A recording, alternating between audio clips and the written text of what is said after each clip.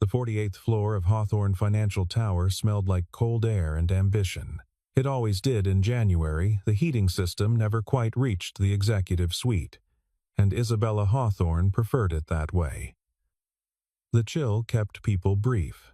Outside the floor-to-ceiling glass, Chicago had surrendered entirely to winter. Snow moved in diagonal sheets across the gray skyline, erasing the lake, erasing the bridges, erasing everything below the 22nd floor. The city had gone quiet the way cities only do when the sky means business. Isabella was on her third document of the morning, the Q1 budget projections for the Regional Acquisition Committee, when her executive assistant, Claire Whitman, knocked twice and opened the door without waiting for an answer. Claire had worked for Isabella for 4 years. She had learned not to wait. "Mr. Bennett is here," Claire said. "He has his leave request." Isabella did not look up. She initialed the bottom of page 7, slid it to the completed stack, and picked up page 8. "Send him in." Michael Bennett entered the way he always entered rooms, quietly, precisely, without the performance that most employees felt compelled to offer when summoned to the executive floor. He was 37, with the measured posture of someone who had learned early that reliability was its own form of protection. 9 years at Hawthorne Financial. 9 years of correct reports, accurate forecasts, and 0 HR incidents. He held a single sheet of paper. "Miss Hawthorne." He placed the form on the corner of her desk, well within reach but not presumptuous. "My formal leave request. Wednesday the 15th. One day." Isabella finished her annotation, set down her pen, and picked up the form. She read it in approximately 12 seconds. "The Budget Strategy Summit is Wednesday the 15th, she said. "I know. My portion of the presentation was completed last Thursday. I sent Daniel Ross the full handover package yesterday morning, including the sector breakdowns and all 3 scenario models. He can cover the Q3 exposure analysis. The materials are ready. You are listed as primary presenter. Claire can update the agenda. It is a formatting change." Isabella set the form down. She looked at him directly for the first time since he had entered, the kind of look that was not unkind but was not warm either.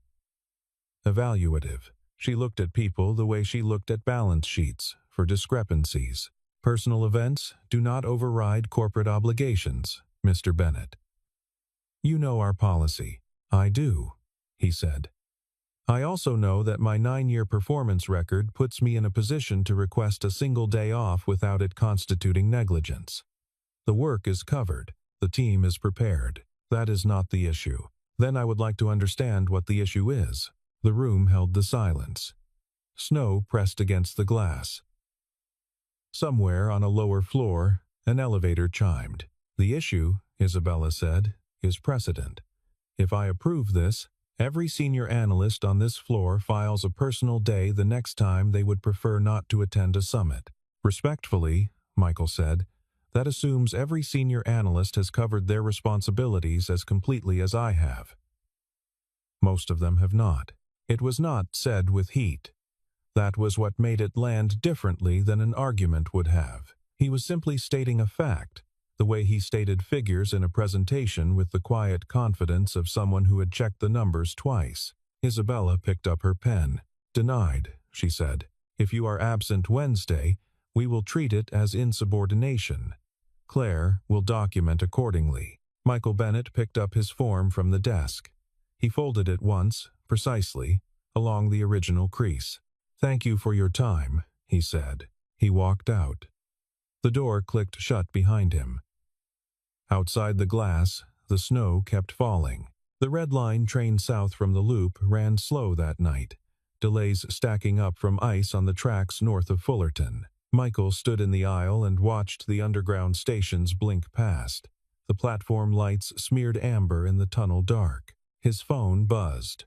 A photo from his sister, Patricia, who lived 4 blocks from his apartment and watched Lily on school mornings.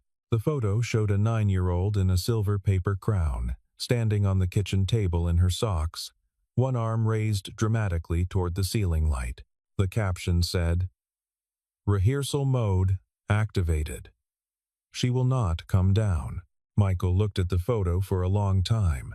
His daughter, Lily, had been cast in the lead role of her school's winter production, a modest thing called The Winter Star, written by her third-grade teacher and performed in the school gymnasium on folding chairs.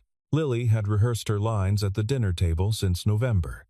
She had made him read cue cards while he stirred pasta on the stove. She had asked twice whether the front row was reserved for family or first come, first served. First come, he had told her. Then you have to get there early, she had said. You have to promise, Daddy. Front row, he had promised. The apartment was quiet when he got home. Patricia had put Lily to bed and left a covered plate in the microwave pasta, somewhat crispy around the edges from reheating. He ate it standing at the counter, looking at the drawing Lily had taped to the refrigerator door. 2 stick figures under a yellow star, labeled DAD and ME in uneven letters.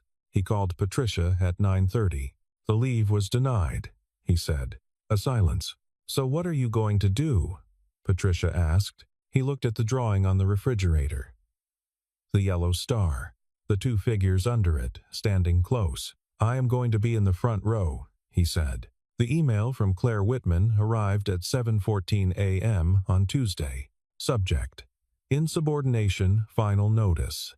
The language was precise and impersonal, the corporate equivalent of a locked door. It outlined the consequences of unauthorized absence, cited the relevant clause in Michael's employment contract, and contained a single sentence at the bottom that Claire had almost certainly not written herself. Absence on Wednesday the 15th will result in immediate termination, effective that date. Michael read it at his desk on the 31st floor, coffee going cold beside his keyboard. Around him, the open-plan office hummed with its usual Tuesday rhythm keyboards, low conversation, the distant sound of a phone on hold. His colleague, Daniel Ross, leaned around his monitor from the adjacent workstation. Bad? Daniel said. Final notice, Michael said. Daniel winced. He was 42, 15 years at the company, and he had seen 3 people walk out that door in the last 18 months under similar circumstances. He had a wife and a mortgage and a daughter starting college in September, and he did not test the edges of things the way Michael apparently did. She is not bluffing, Daniel said quietly. She let Peterson go in November. 15 years, 2 commendations, 1 no-show. Peterson missed a client presentation without coverage. I filed a complete handover package. She does not see it that way. I know. Michael turned back to his screen. He opened the email again, read it once more, then opened his reply window. He typed 4 words. I understand your position. Then he deleted them. He sat for a moment, looking at the blinking cursor.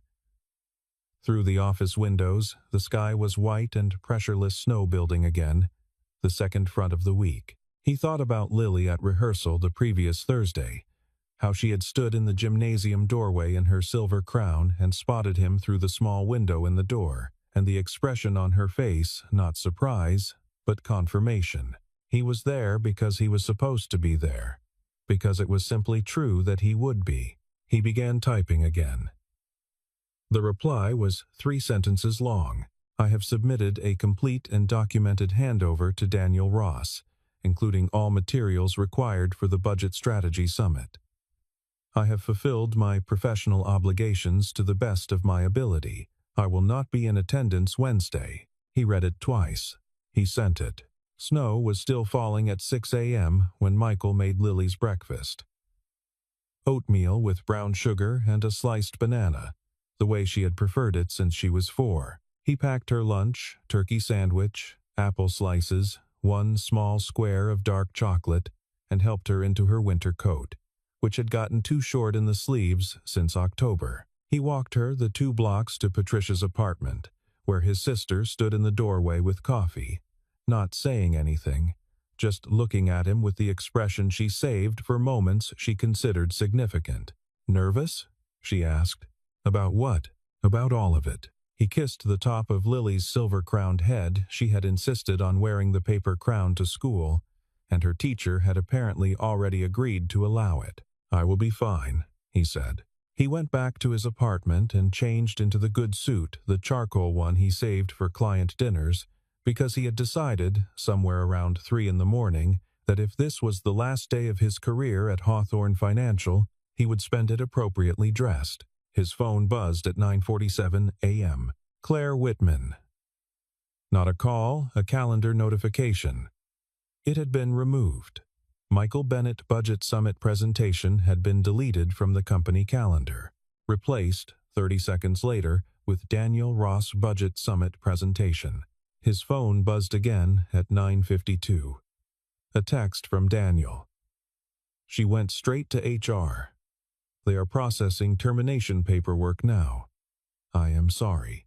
Michael put the phone face down on the kitchen table. He looked at the refrigerator door. The drawing was still there, the 2 stick figures under the yellow star. Lily had added something since the last time he had noticed.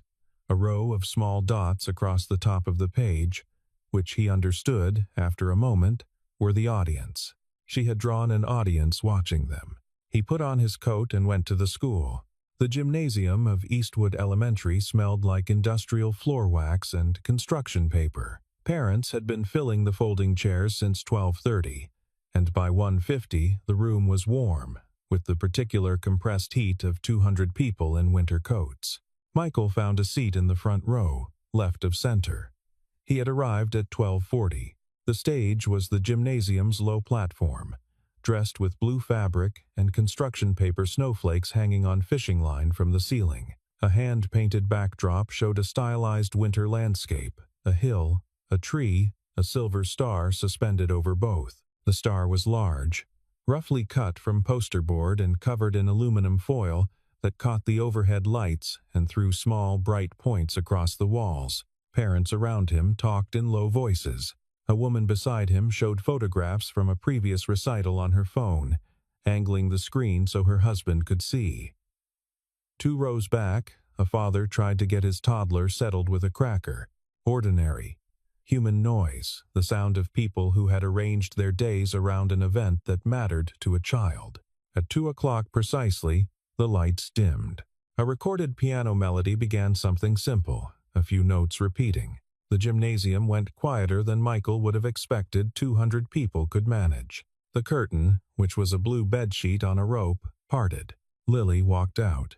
She was wearing the silver-starred costume her teacher had helped make a dark blue dress with silver trim, her paper crown replaced for the performance by a proper foil crown from the art room. She was the smallest child on the stage by a visible margin, and she walked to the center of it with the deliberate gravity of someone who understood the occasion.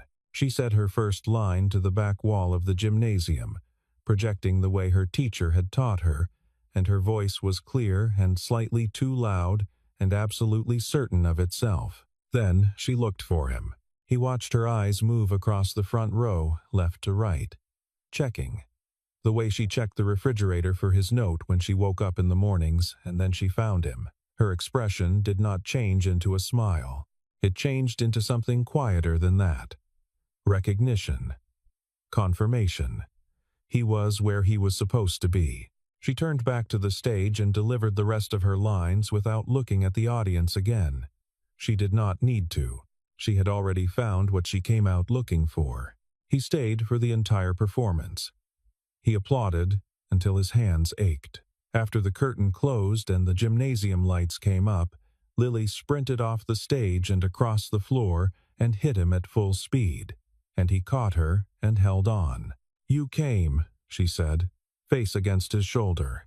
"I told you I would," he said. Outside, in the school parking lot, the snow had stopped. The sky was white and still. His phone showed 2 missed calls from a Hawthorne Financial number, which was the HR department, and 1 text from Daniel. "I heard what happened. For what it is worth, you were right about the handover. The presentation went fine." Michael put the phone in his pocket. He took Lily for hot chocolate at the place on Wabash Street with the big windows, the one where she always ordered the Marshmallow Tower. And they sat in a booth while the late afternoon light went gray outside, and she told him everything about the play in the precise, comprehensive way that 9-year-olds narrate experiences they consider important. He listened to all of it. The call came at 8:40 that evening, after Lily was in bed. The number was private, no identification, which in Michael's experience meant either a telemarketer or someone who operated at a level where identification was considered unnecessary. He almost let it ring through. He picked up on the fourth ring. "Mr. Bennett," the voice said. Male, perhaps 70, with the unhurried delivery of someone who had not been put on hold in several decades. "This is Edward Hawthorne." A silence in which Michael did several things simultaneously: recognized the name, understood its implications, and chose not to perform surprise. "Mr. Hawthorne," he said, "I will be direct. I have been following your work at the firm for approximately 3 months. Not your recent situation, your actual work. The Meridian analysis. The coastal reach projections. The risk assessment you filed in October that my daughter chose not to act on, and that turned out to be correct in January." Michael said nothing. "I am 71, Edward Hawthorne continued. "I founded Hawthorne Financial in 1987. I stepped back from daily operations 11 years ago. I have, in the intervening time, established a private philanthropic entity, the Hawthorne Foundation, which manages a portfolio of approximately $400 million across impact investment, arts funding, and social enterprise. That portfolio requires someone with your specific combination of analytical rigor and, it would seem, personal clarity." "Personal clarity," Michael repeated. "You made a decision today that cost you a job you had held for 9 years. Most people would not. I find that kind of certainty about what matters to be professionally relevant."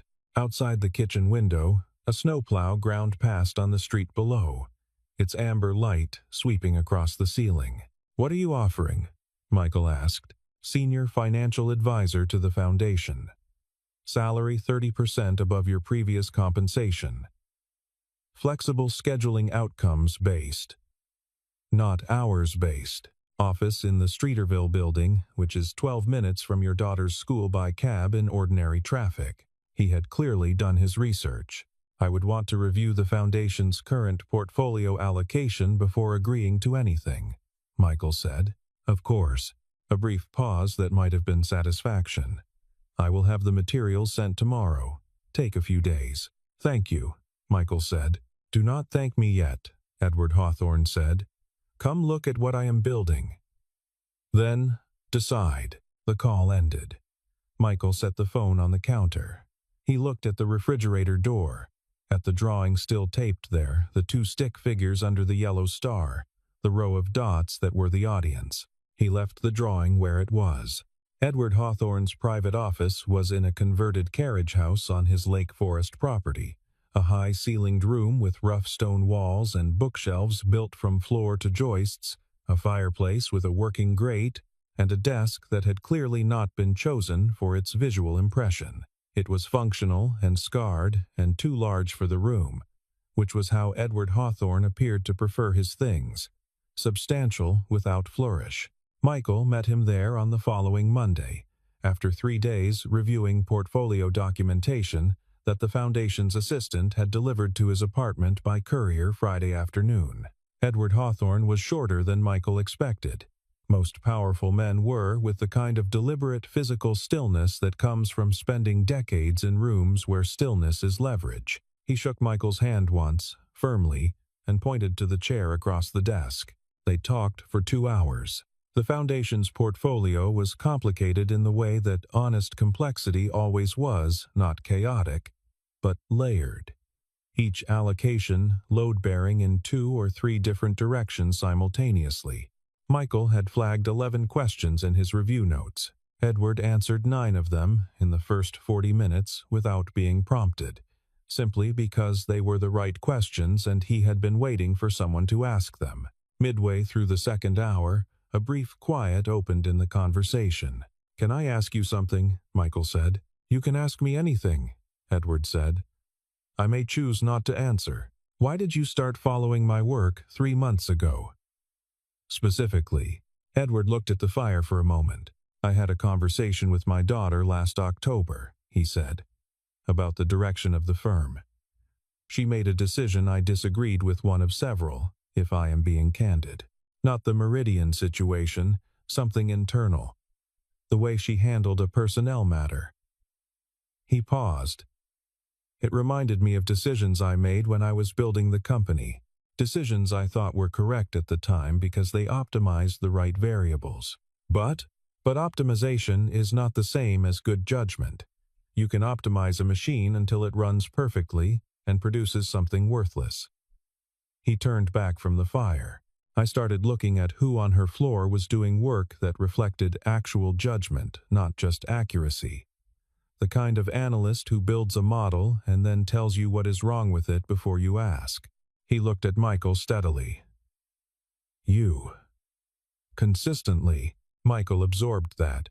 Your daughter does not know you contacted me, he said. It was not a question. She will, Edward said. I do not do things secretly, but I do them in the order that makes sense. And the order that made sense was to meet you first. She is going to find this difficult, Michael said. Edward Hawthorne did not disagree. He simply picked up his pen. Most useful things are, he said. The Hawthorne Foundation's annual winter benefit was held the third Saturday of January at the Langham, in a ballroom that had been dressed in white linen and pale gold light. Orchids on every table.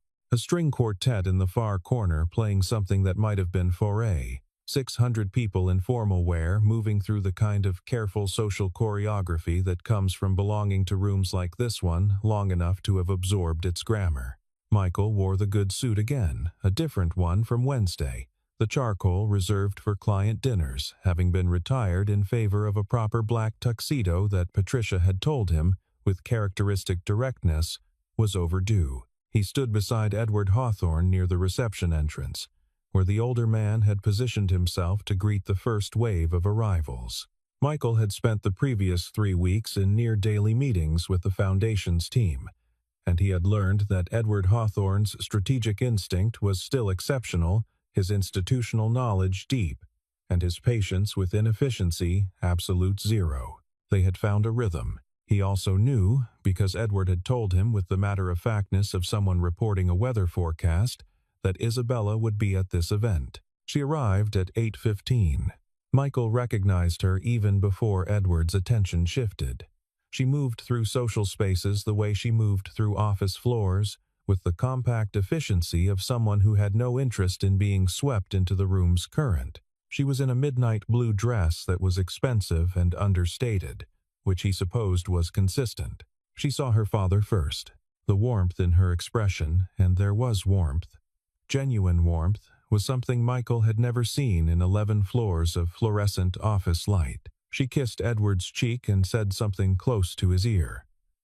Edward smiled. Then she stepped back and saw Michael. He watched the understanding arrive in her face, not slowly, because Isabella Hawthorne did not process things slowly, but with a kind of compressed precision, like a spreadsheet resolving. She looked at Michael. She looked at her father. She looked at the space between them, which was the space of colleagues rather than strangers. Her champagne glass moved almost imperceptibly in her hand. "Isabella," Edward said, in the neutral tone of a man who had thought carefully about the next 30 seconds. "You know Michael Bennett. He has been with the Foundation for 3 weeks. He is very good. A beat." "I know who he is," she said. The ballroom moved around them, music, conversation, the soft percussion of 500 simultaneous exchanges. Nobody was watching them. Or, if they were doing it with the practiced subtlety of people who had attended many events at which important things happened quietly. "Mr. Bennett," Isabella said. "Miss Hawthorne," he said. She looked at her father. "You could have told me," she said. "I am telling you now," Edward said. It was not unkind. It was just the truth, delivered in the precise register of a man who had spent 7 decades deciding which truths required softening. "We should talk," Isabella said to Michael, and it was not framed as a request, but it was not aggressive either. It was the voice of someone who has encountered information that requires updating. "Whenever you would like," Michael said. Edward excused himself to greet the foundation's board chair, leaving them in the temporary privacy that can only exist in a crowded room. Isabella turned to face Michael more directly. "My father has been known to do things like this," she said. "He considers it decisive. Most people find it infuriating. I find it direct," Michael said. She looked at him. "You are not angry," she said. "Should I be?" She considered that.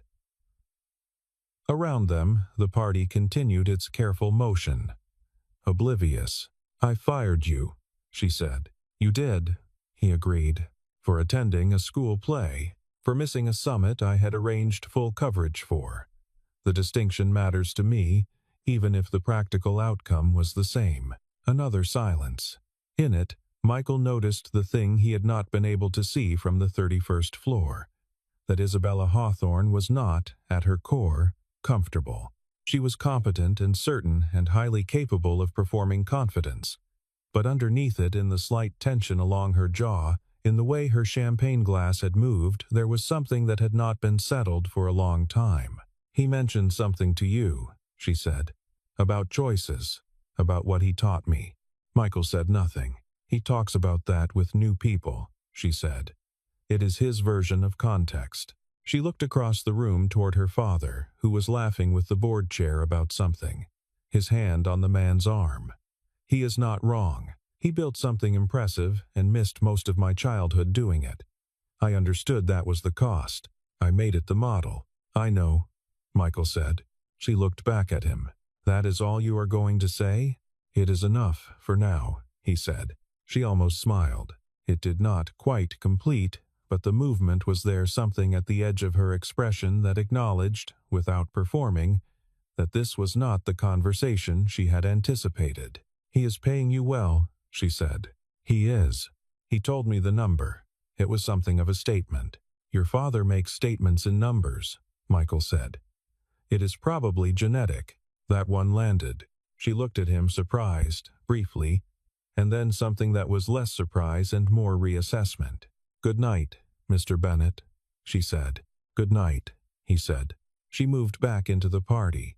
He watched her go, and then turned back toward the room, and after a moment went to find Edward Hawthorne to tell him that the conversation had been interesting. The email arrived at 11:40 p.m., 90 minutes after the gala had ended. Michael was at his kitchen table, the good suit jacket hung over the back of his chair, his phone on the table beside a glass of water, reviewing the foundation's proposed schedule for a February portfolio audit. He almost missed it, filed between a project update from the foundation's accounting team and a notification from Lily's school about an upcoming parent-teacher conference. The sender was listed as I. Hawthorne.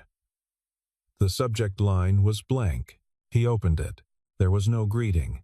3 paragraphs, single-spaced. The first said that she had pulled the budget summit recording after the gala and watched Daniel Ross's presentation. She noted that the handover materials Michael had prepared were thorough to a degree she had not personally verified before making her decision. She noted this without elaboration. The second paragraph said that she had, in the same session, located Eastwood Elementary School on the city's public school directory and found the program for the Winter Star. She had read the cast list. She said she had not done this for any particular reason she could fully articulate, and she said it with the blunt precision of someone who was not accustomed to acting without full articulation and found it mildly disorienting. The third paragraph said, I made a decision based on policy and precedent without adequately weighing the specifics of the situation. That is not good analysis. I should have known better. I am sorry. Nothing after that. No signature. No closing. Michael read it twice. He set the phone down and looked at the kitchen window. Dark glass, the reflection of the overhead light. Snow beginning again in the cone of the street lamp below. He did not reply that night. Edward Hawthorne, who read people with the same attention he gave balance sheets, noticed the next morning that Michael was considering something. She wrote to you, Edward said. It was not a question. She did, Michael said. And I am thinking about what to say. Edward sat back in his chair and looked at the fireplace, where the morning's first log had burned down to coals. "Say what is true," he said. "She is trying. It is harder for her than it looks." "I know," Michael said. "She was raised to see sentiment as a vulnerability. I taught her that." He paused. "I was wrong about a great many things I thought were professional virtues. You do not discover that until the professional part is mostly done." Michael thought about that for a moment. "How old was she when you missed the most things?" he asked. 8, 9. Edward looked at the coals. "The years that do not come back." Michael nodded. He replied to Isabella's email that afternoon. 3 sentences. "Thank you for writing. The apology is accepted.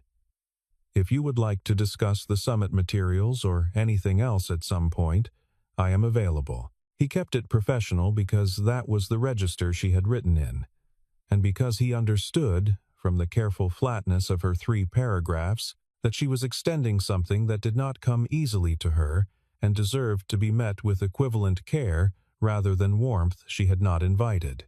Her reply came 40 minutes later. 2 words: "Thank you." 3 days after that, she called. Not to arrange a meeting, she was direct enough to arrange that by email, but because she had a question about the October risk assessment, the one her father had mentioned. She had been reviewing it in preparation for a board presentation, and there was a methodology question in Section 4 that she wanted to walk through. It was a real question. He could tell, because the questions people ask when they are performing due diligence have a different texture from the questions people ask when they actually want to understand something. They talked for 40 minutes. About the assessment, about the methodology, about a second-order assumption in Section 6 that he acknowledged he would have handled differently with another month's data. She pushed back on one of his conclusions. She was right. He said so. When they finished, there was a brief silence. "Your daughter," Isabella said. "She was the lead." "She was," he said. "Was she good?" He thought about Lily walking to the center of the stage with the gravity of someone who understood the occasion. The way her eyes had moved across the front row until they found him. "She was very good," he said. Another silence, this one different from the others. Not the silence of negotiation or the silence of 2 people figuring out what to call what they were doing. Just a silence. "Good," Isabella said, and ended the call. The Hawthorne Financial Tower was visible from the Foundation's Streeterville office. On clear days, a column of glass and steel at the edge of the loop, its upper floors catching the winter light at a particular angle in the late afternoon. Michael could see it from his desk if he turned his chair slightly to the right. He did not turn his chair. He had his own work now, at his own desk, in a building 12 minutes from Eastwood Elementary.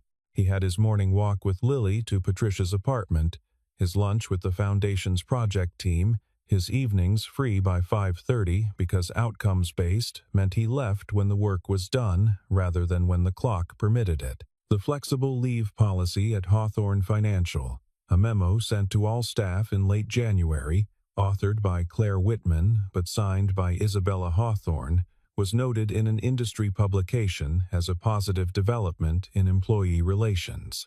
Daniel Ross sent him a message about it. "Thought you would want to know." And then, "She is different this month. I do not know how to explain it. Just different." Michael did not reply to that one, but he read it twice. On the last Saturday of January, a snowstorm moved through Chicago with the slow, comprehensive authority of a system that had no particular schedule. By afternoon, the streets below his apartment were deep and quiet, the city gone soft around its edges. Lily was at the kitchen table doing her mathematics worksheet, long division, which she approached with the methodical intensity she brought to most things. She had inherited her father's preference for working through problems in order, step by step, before reaching conclusions. Michael made tea and sat down across from her. She looked up. "Daddy, what is 9 times 8? She asked. 72, he said. She wrote it down, checked it, nodded. He sat with her while the snow built up on the window ledge unhurried, heavy. The particular silence of a city surrendering to winter, and thought about nothing much in particular, which was its own form of abundance. The drawing was still on the refrigerator. The yellow star. The two stick figures. The row of small dots across the top of the page that were the audience. All of them right where they were supposed to be.